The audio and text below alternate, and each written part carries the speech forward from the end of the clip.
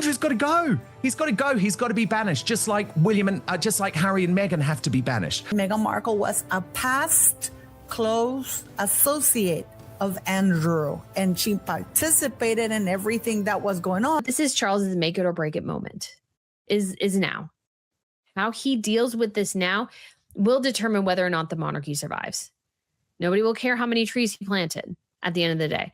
Nobody will care about the King's Foundation. When a story involving the royal family breaks, the public reaction is never limited to the official headline. It quickly expands into speculation, rumor, and the deeper questions people believe the press is unwilling to confront. That is exactly what happened when reports began circulating on February 19, 2026, Prince Andrew's 66th birthday, claiming police activity had taken place at a royal property. The image alone was enough to send social media into overdrive. Comment sections filled instantly. Forums lit up. Private group chats turned into non-stop debates about power, protection, and what might happen if long-buried connections were suddenly dragged into public view. What made the reaction more intense was not just the name attached to the report. It was the wider network of people the public immediately began discussing around it. One name in particular started surfacing again and again: Meghan Markle. Not because she was mentioned in formal statements or major front-page coverage, but because online audiences began linking this moment to broader conversations about elite circles, private relationships, and the kind of influence that often seems to operate far from public scrutiny. I think Meghan Markle will be panicking because at the end of the day, Dan, things don't make sense with Meghan Markle. That's a fact. Whether fair or not, that is where the conversation moved. That shift is what made the story feel larger than a single news event. People were not only reacting to the possibility of legal consequences, they were reacting to what such a moment seemed to symbolize. Who had access to whom? Who may have known more than they ever admitted? Who stayed publicly vocal in some situations, but noticeably silent in others? Those questions are what pushed the narrative far beyond one royal figure and into a much wider discussion about image, proximity, and selective public distance. And before anything else, it is important to separate verified facts from online interpretation, because that distinction is where this entire story becomes far more complicated. What makes this situation especially significant is that the scrutiny being discussed here is not centered on the most publicly known allegations that have followed Prince Andrew for years. There seems to be no indication from the monarchy about how they will fix and avoid something like this in the future. I feel like almost there's sort of deflection. Well, this is Andrew's problem. This is not our problem. Like, this is Andrew did this. No, he was allowed to grow and was fostered under the monarchy. The focus instead is on his conduct while serving in an official public role, during a period when he represented British interests abroad and had access to privileged information. That distinction matters because it shifts the conversation from personal scandal to questions about public duty, institutional accountability, and whether official responsibilities were handled in a way that exposed the government to serious risk. Between 2001 and 2011, Andrew served as the United Kingdom's Special Representative for International Trade and Investment. In that position, he traveled extensively across major financial and political hubs, including Singapore, Hong Kong, Vietnam, and China. His role placed him in rooms with senior officials, corporate leaders, and foreign power brokers, where discussions could involve commercially sensitive matters and strategic national interests.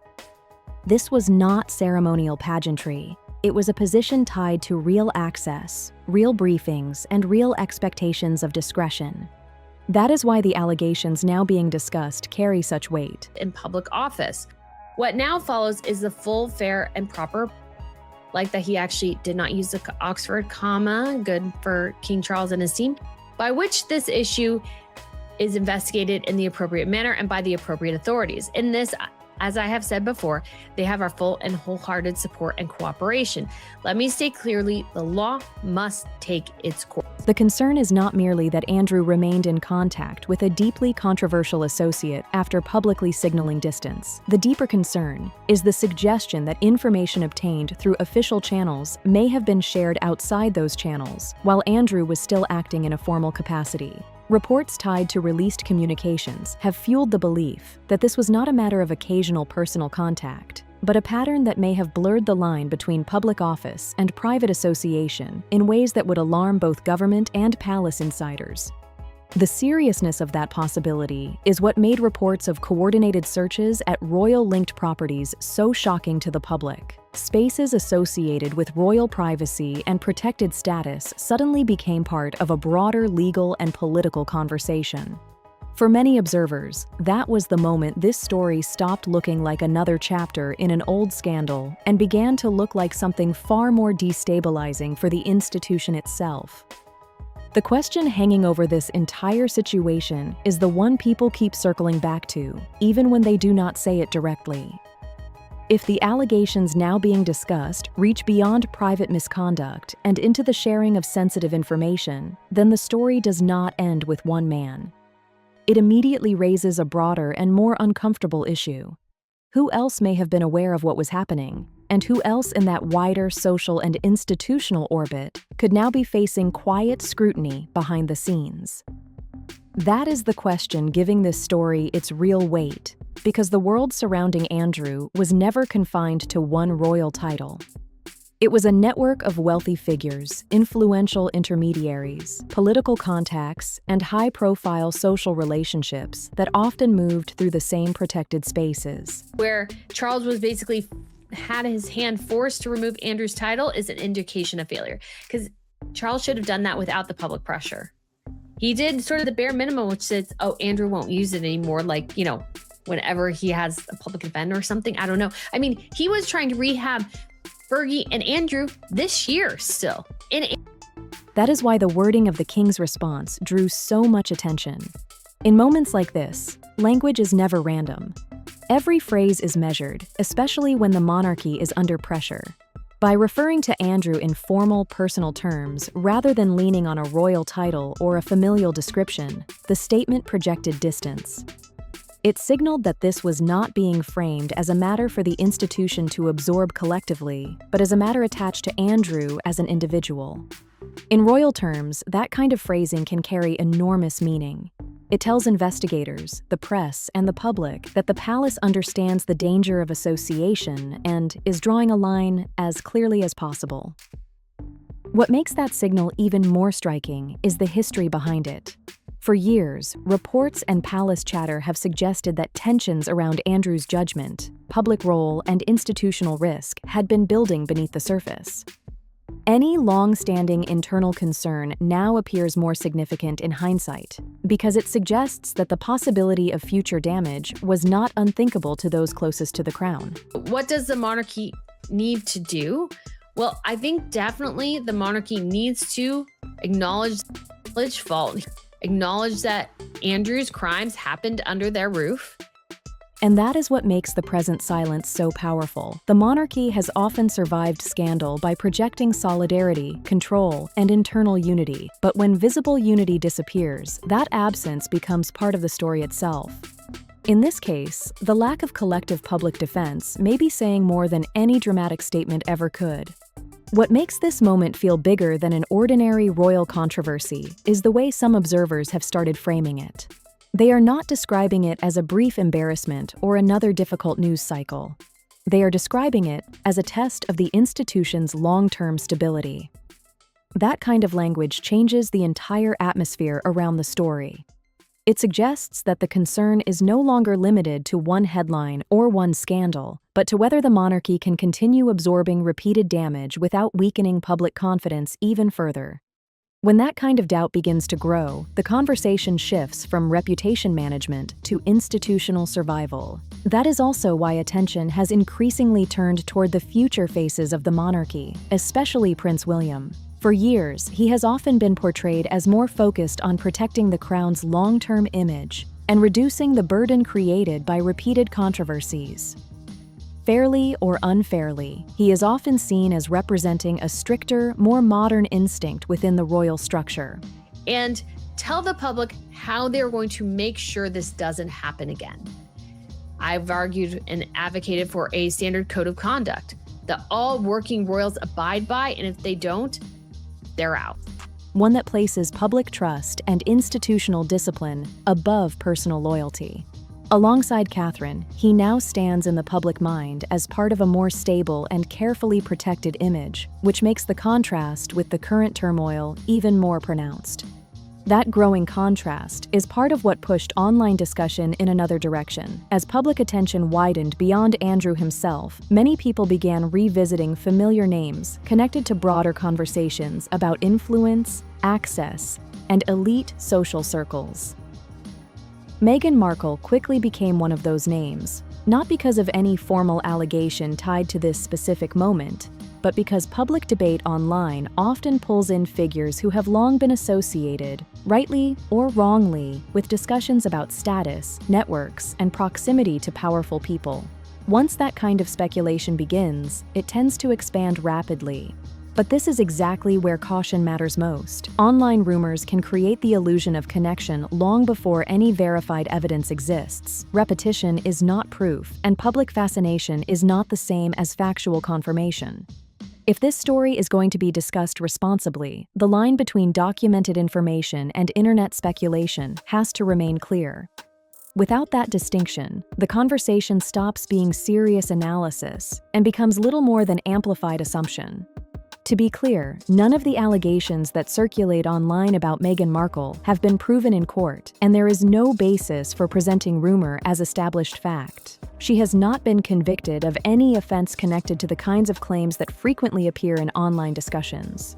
That distinction has to remain at the center of any serious conversation, because once it is ignored, analysis turns into accusation, and speculation starts masquerading as evidence. What matters here is not a declaration of guilt, but an explanation of why her name keeps resurfacing whenever stories about elite circles, private access, and controversial associations begin dominating public attention. Then Meghan is doing her best to make this Hollywood comeback. So, I mean, she will be absolutely terrified about the idea that this house and habit investigation is finally going to drop. I mean, I'd love to see how Sunshine Sachs, who is the PR company famous for dirty tricks, back on board after she sacked Meredith May.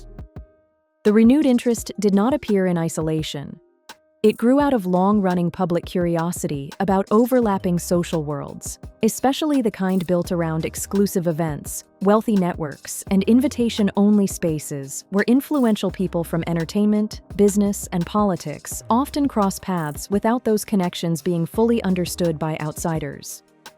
That broader context is why some online commentators keep revisiting Meghan's pre-royal years. Before her relationship with Prince Harry transformed her public profile, she moved through high-visibility professional and social environments tied to media, fashion, travel, and celebrity culture. For many observers, the current discussion is less about proving direct involvement in anything improper and more about revisiting whether certain well-connected social spaces were more interconnected than the public once realized. That is the source of the renewed scrutiny, whether or not the assumptions attached to it are fair. But proximity is not proof, and shared environments do not automatically imply shared conduct. That line is crucial. People can attend the same events, appear in similar circles, or be photographed in overlapping settings without that meaning anything beyond social access. Still, when one figure inside a broader network becomes the subject of legal or public investigation, people inevitably begin re-examining everyone else who once seemed adjacent to that world. Very good authority, I have it, that the royal family have been trying to scrub the internet from Meghan Markle's past, erase her past. That is how public speculation expands. So the responsible position is not to accuse, but to acknowledge why the questions are growing louder.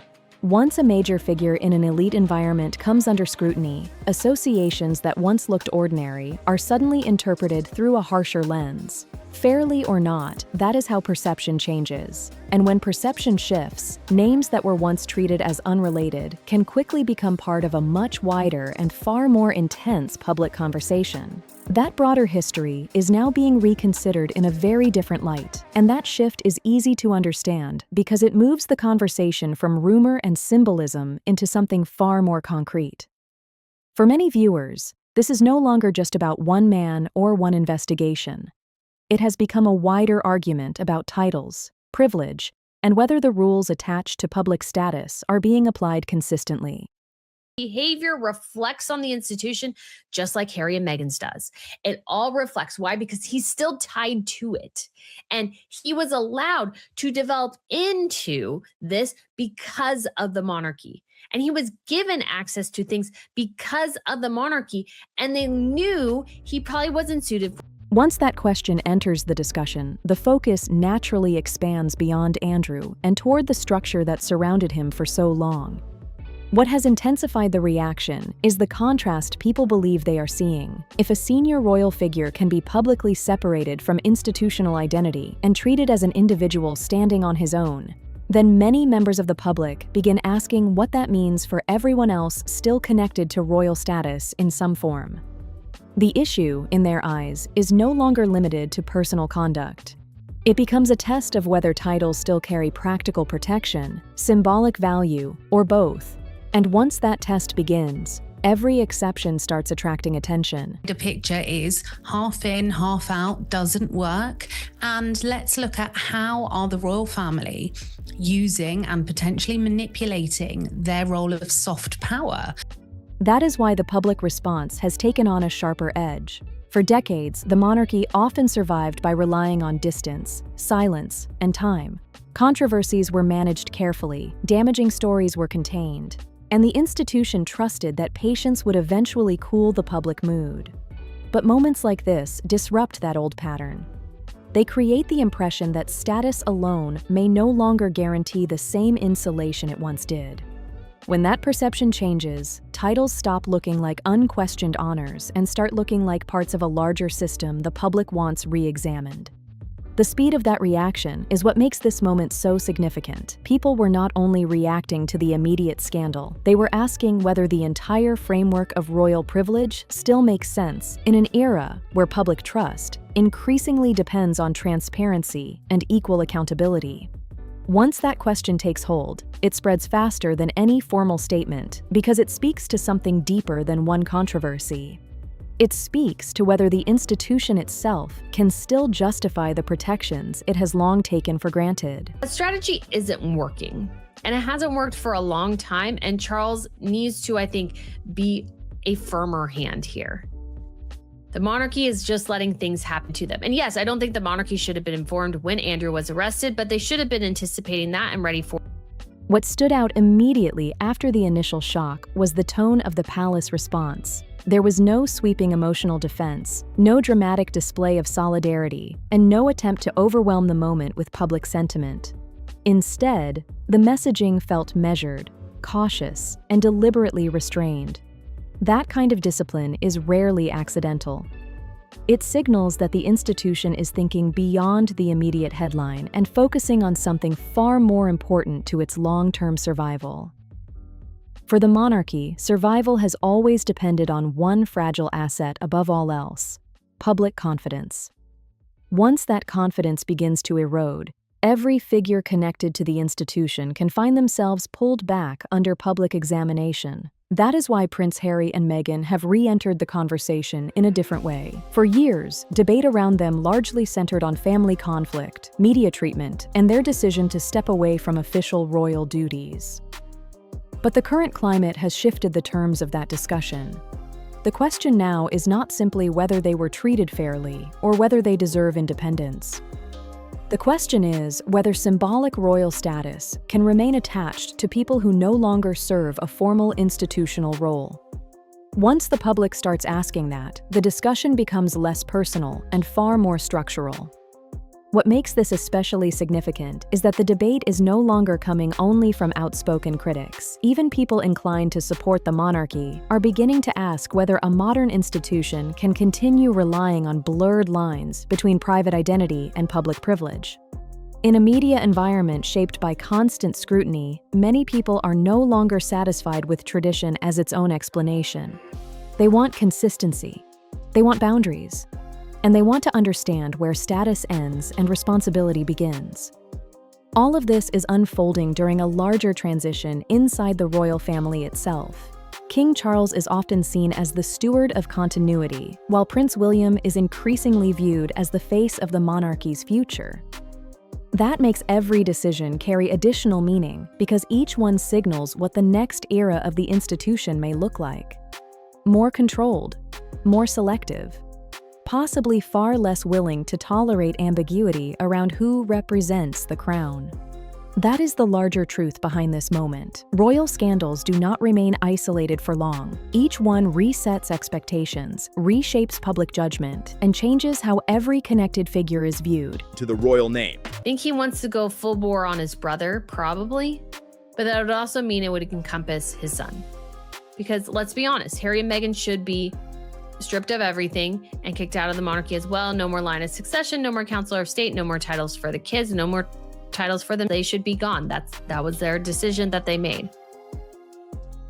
They're not a part of the monarchy, but yet they claim the titles. That's actually ironic because Harry and Meghan and probably their fans think, oh, well, they walked away from What began as one crisis is now expanding into something broader, drawing more names, more histories, and more unresolved questions into the same widening spotlight. What makes this moment significant is not only the public reaction, but the political signal it appears to send. The palace's posture this week has led many observers to the same conclusion. The institution may no longer be willing to shield every member of its own ranks once public pressure reaches a certain threshold. For generations, the common assumption was that the monarchy would close ranks, protect the family name, and keep its most damaging problems contained behind palace walls. But when that expectation begins to break, the implications reach far beyond one individual. It suggests that institutional survival now takes priority over personal loyalty, and once the public believes that line has been crossed, the entire royal equation changes.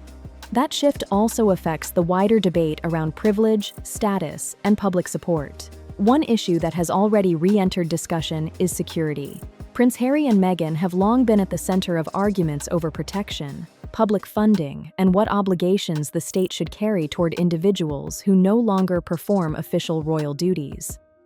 In the current climate, those debates take on a different tone.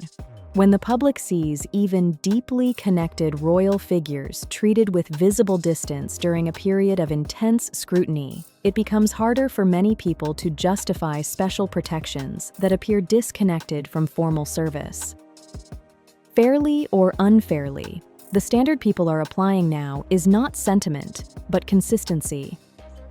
Another reason attention has widened is the silence of certain high-profile figures who might once have been expected to say something, however carefully. In moments when public conversation turns toward accountability, victims, and institutional responsibility, silence itself can become part of the story. It does not automatically prove anything, and it should not be treated as evidence of wrongdoing. There are many reasons a public figure may choose not to comment, including legal caution, strategic distance, or a belief that speaking would only inflame the situation further. But in a week shaped by intense scrutiny, people notice who speaks, who does not, and what that silence suggests to them. What began as a single flashpoint has now expanded into something much larger in the public mind.